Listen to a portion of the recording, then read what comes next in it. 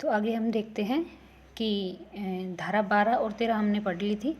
अब धारा 13 में क्या कहा गया है, जो CIC है उनको शपथ कौन दिलाएगा और वो रिज़ाइन किसको करेंगे। देखो, शपथ दिलाएंगे राष्ट्रपति या फिर उनके द्वारा नामित कोई अधिकारी, और वो रिज़ाइन भी देते हैं राष्ट्रपति को ही, ठीक है।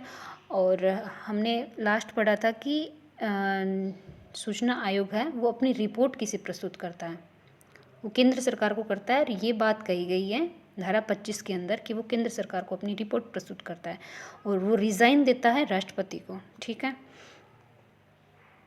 आगे हम देखते हैं कि धारा 18 के बारे में। धारा 12, 13, 14, 12, 13, 14 में रिमूवल 14 में पढ़ा था अपन ने। फिर आता है धारा 18, शिकायतों का निपटारा। देखो, शिकायतों का निपटारा है ना, वो PIO से सूचना अगर मांगी जाती है, मान लो शिकायतों का निपटारा कैसे होगा। PIO है, अधिकारी है, उससे सूचना मांगी गई, PIO ने सूचना देने से मना कर दिया, सूचना देने में देरी कर दी, या फिर शुल्क ज़्यादा लिया, या फिर झूठी सूचना ली, तो इसके लिए जो शिकायत है ना वो CIC या SIC में कर सकते हैं। ये डिपेंड करेगा कि वो जो संस्था है ना वो सेंटर की है या फिर स्टेट की है, ठीक है। तो ये उस टाइम डिपेंड करेगा कि ये संस्था किसकी है। तो अगर सेंटर की होगी तो सेंट्रल इंफॉर्मेशन कमीशन में शिकायत करेंगे। अब एक बात आती है कि अगर PIO अपॉइंट ही नहीं है और PIO ने आवेदन अस्वीकार कर दिया, या फिर समय सीमा के अंदर जवाब नहीं दिया, तो उसके बारे में भी और PIO ने सूचना देने से भी मना कर दिया, ठीक है। PIO अपॉइंट नहीं है और PIO ने आवेदन अस्वीकार कर दिया, समय सीमा में जवाब नहीं दिया और सूचना देने से मना कर दिया, तो इसकी शिकायत भी सूचना आयोग को की जाएगी। और सूचना आयोग को सिविल कोर्ट की शक्तियाँ प्राप्त है। ये याद रखना आप कि सूचना आयोग जो है उसको सिविल कोर्ट की शक्तियाँ प्राप्त है। उसके बाद में हम पढ़ते हैं धारा 18। धारा 18 में अपील की बात कही गई है। 18, 19, 20 क्या पढ़ा था, पावर्स, अपील, पेनल्टी। अब देखो, अपील में क्या है, अगर PIO के खिलाफ शिकायत करनी है, PIO है इसके खिलाफ में शिकायत करनी है, तो जो प्रथम अपील है ना वो उसी संस्था के वरिष्ठ अधिकारी को की जाएगी और वो 30 दिन के अंदर की जाएगी। उसी संस्था के वरिष्ठ अधिकारी को अपील की जाएगी। और जो दूसरी अपील है वो सूचना आयोग को करी जाएगी 90 दिन के अंदर। पहली अपील 30 दिन में होगी, दूसरी अपील 90 दिन में होगी, ठीक है।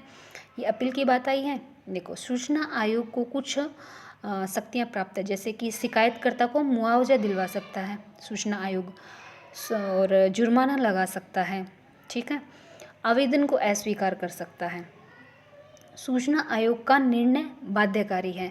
अब ये पॉइंट्स ध्यान रखने हैं कि सूचना आयोग को सिविल कोर्ट की शक्तियाँ प्राप्त हैं। सूचना आयोग जो है वो शिकायतकर्ता को मुआवजा दिलवा सकता है, जुर्माना भी लगा सकता है, आवेदन को अस्वीकार कर सकता है, और सूचना आयोग का निर्णय बाध्यकारी है। फिर आती है, देखो, धारा 20। धारा 18 में क्या पढ़ा था, शिकायतों का निपटारा, और धारा 19 में अपील, और 20 में आता है दंड, पेनल्टी। तो देखो, PIO के ऊपर जो है ना वो टोटल जुर्माना लग सकता है 25,000 का। डायरेक्ट अगर पूछ ले, मान लो कि PIO पर कितने रुपए तक का, अगर 50,000 है तो नहीं, टोटल जुर्माना 25,000 रुपये तक का लग सकता है। PIO को सुनवाई का अवसर दिया जाएगा। अगर आचरण उचित सिद्ध करने का मतलब टोटल जो भार होगा ना भाई, PIO के ऊपर ही डिपेंड करेगा वो सब चीज़ें, कि वो अपना जो खुद को उचित सिद्ध करे, मतलब उसकी कोई गलती नहीं है, ये सारा भार भी PIO के ऊपर ही होगा।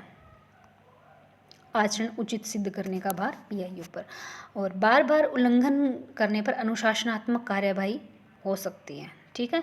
ये पढ़ा धारा 20 के अंदर, PIO पर जुर्माना, सुनवाई का अवसर, और पीआईओ को ही अपने स्वयं को उचित सिद्ध करने का भार होगा। अब देखो धारा 25 में जो रिपोर्ट है वो केंद्र सरकार को ये प्रस्तुत करते हैं। अब कुछ फैक्ट हैं। तो फर्स्ट जो सीआईसी है वो कौन थे? फर्स्ट सीआईसी थे वजाहत हबीबुल्ला 2005 से 2010 में। प्रथम महिला सीआईसी कौन है? प्रथम महिला जो सीआईसी रही थी वो थी दीपक संधू। और वर्तमान सीआईसी कौन है? वर्तमान सीआईसी है राजकुमार गोयल, जो 15 दिसंबर 2025 को बने। वर्तमान सीआईसी है राजकुमार गोयल। यहाँ से दिखाई नहीं दे रहा, आप ध्यान रखना। वर्तमान जो सीआईसी है वो है राजकुमार गोयल, 15 दिसंबर 2025 को नियुक्त हुए थे। ठीक है, तो ये अपन ने 2 वीडियो के माध्यम से केंद्रीय सूचना आयोग के बारे में पढ़ा। Okay, thank you.